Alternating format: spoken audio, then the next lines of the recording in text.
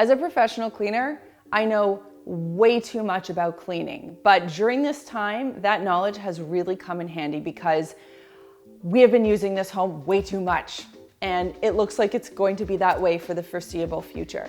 So I've gone into my bag of cleaning tips and tricks. I've pulled out my favorites, the ones that I have been using on heavy rotation to help me keep this house sane and organized and clean and healthy. And I'm gonna share those tips with you, and I hope that you can use them as well. And just a quick reminder, if you haven't done so already, to subscribe to the Clean My Space channel, give this video a thumbs up for tie-dye, and a special thanks to Scotch-Brite brand for sponsoring this video.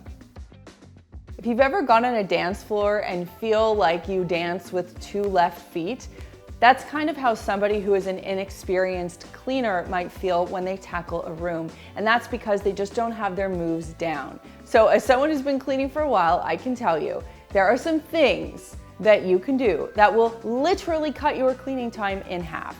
The first one is to clean top to bottom and left to right. And you always clean your way out of a room instead of backing your way into a corner. By simply changing your mindset and reminding yourself, I pick a starting point, I start at the top, I work my way to the bottom, and I work my way around the room, you will not miss anything, and you will not have to re-clean anything that's fallen on a lower surface after you've cleaned a higher one.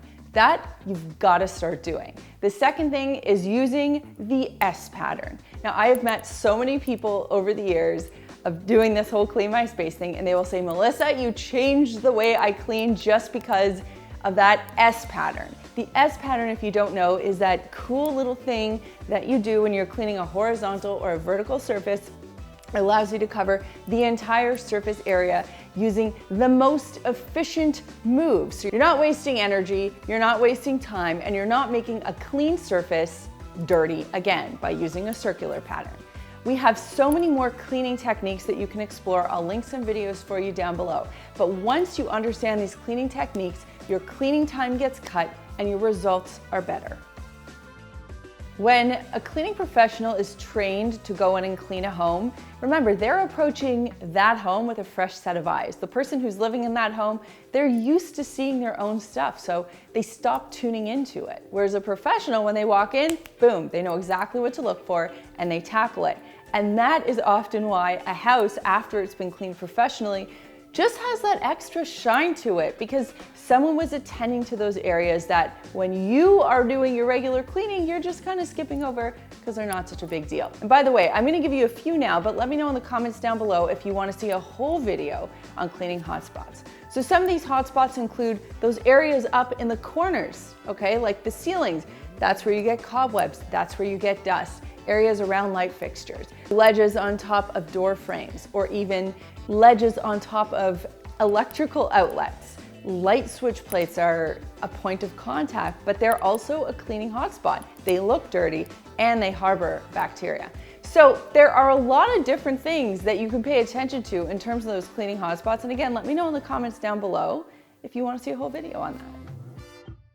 When you approach a cleaning job, I always say you have to know three things: the products to use, the tools to use, and the techniques to use. I'm going to talk right now about the tools because what I see a lot of people struggle with, whether it's someone who we're training or one of you, I see that sometimes you can't do the job the way you need to do the job simply because you're not using the right tool. I've been there. I used to use the wrong tools. I would scrub, I'd get frustrated. I'd be like, why isn't this working?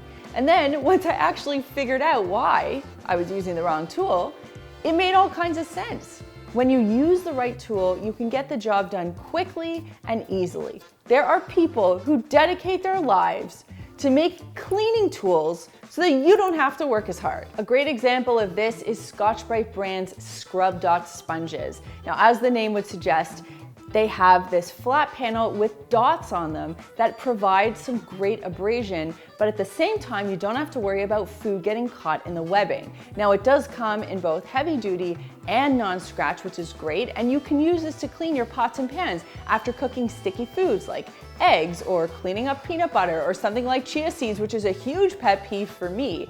The benefit is when I'm done, I rinse the sponge, it comes clean, and I don't have to spend minutes at the sink trying to rub out whatever sticky food I was just scrubbing off the pot or the pan. So picking a great cleaning tool like this not only gets the job done well, but it saves you time. When we leave a client's home, they not only expect it to look clean, they expect it to smell clean. Now, what a clean home smells like varies from person to person. We know what we generally want it to smell like, and we know what we don't want it to smell like. Now, I think smell is a really good clue, because if your house doesn't smell great, it means that there's something going on. Maybe your fabric needs to be refreshed, or there was an accident that happened on there.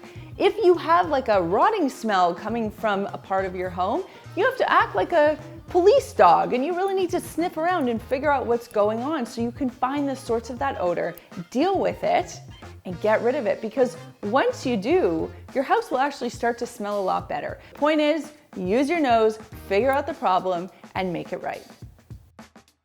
Dirty cleaning tools are getting you nowhere fast. So if you look around the house and you see that you have a dirty cleaning toothbrush, but you're trying to use that to clean something, or the beater bar on your vacuum is clogged, you have to work overtime just because your tools aren't clean.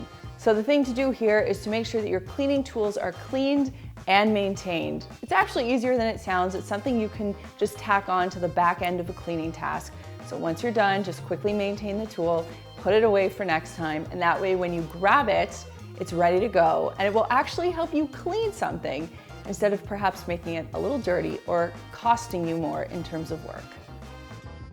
There are two kinds of people when it comes to cleaning. There are people who just love to marathon and do a full big cleaning all the time. And then there are people, more like me, who are just like, I do not want to do that, and I will do whatever I have to do to not do that for as long as possible. So I'm in that camp. And what that means is I practice a lot of preventative maintenance when I go through the house. That means essentially I'm doing a lot of little jobs to avoid having to do the big jobs. So what are those little jobs? Vacuuming.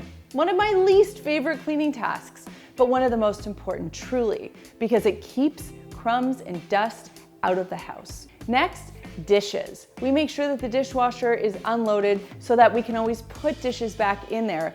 That way the sink doesn't pile up. As I always say, dishes are the bottleneck of the kitchen, and if your dishwasher is not unloaded, or if you hand wash your dishes, if you leave your dishes to pile up in your sink, that's the bottleneck. That's where the mess begins. Some other little things, I always talk about your hands being full when you leave a room. If I'm leaving this room, for example, and I'm going into my kitchen, which is just behind me, I'll take a glass, a plate, anything that I know has to go to the kitchen, because that avoids the buildup of clutter. Do you see where I'm going with this? The more things that you can do just as you're moving throughout your day to keep your house a little bit tidier is going to avoid you having to spend tons of time doing big cleanings later. Oh, another one that I do every day, I squeegee the shower.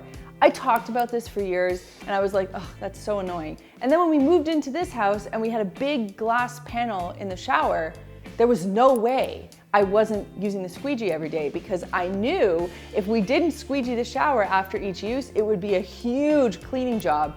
So eventually you have to pay the piper. Either you squeegee every day or you do a big scrub down once a month. A special thanks to our friends at Scotch-Brite brand for sponsoring this video and for providing me with both the heavy duty and non-scratch scrub dot sponges you saw me cleaning with in this video. These sponges scrub fast and cut through tough stuck-on messes. And unlike traditional sponges, they rinse clean with no food residue left behind.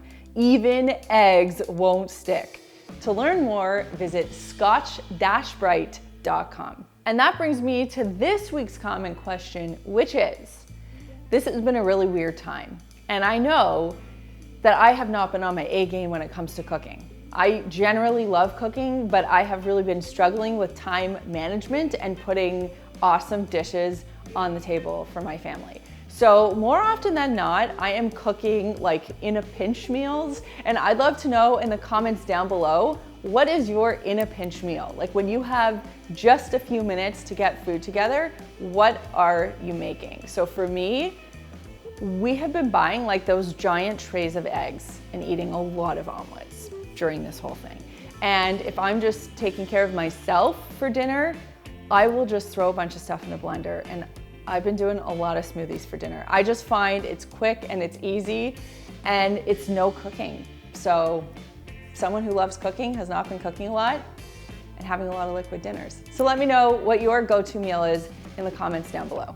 Here are a couple of videos I think you're going to love. And if you want to learn more about Maker's Clean microfiber cloths, you can click this button right over here. There is a button down there that lets me know you care, so click it if you liked this video and click this button right here to subscribe and begin your journey to a cleaner life.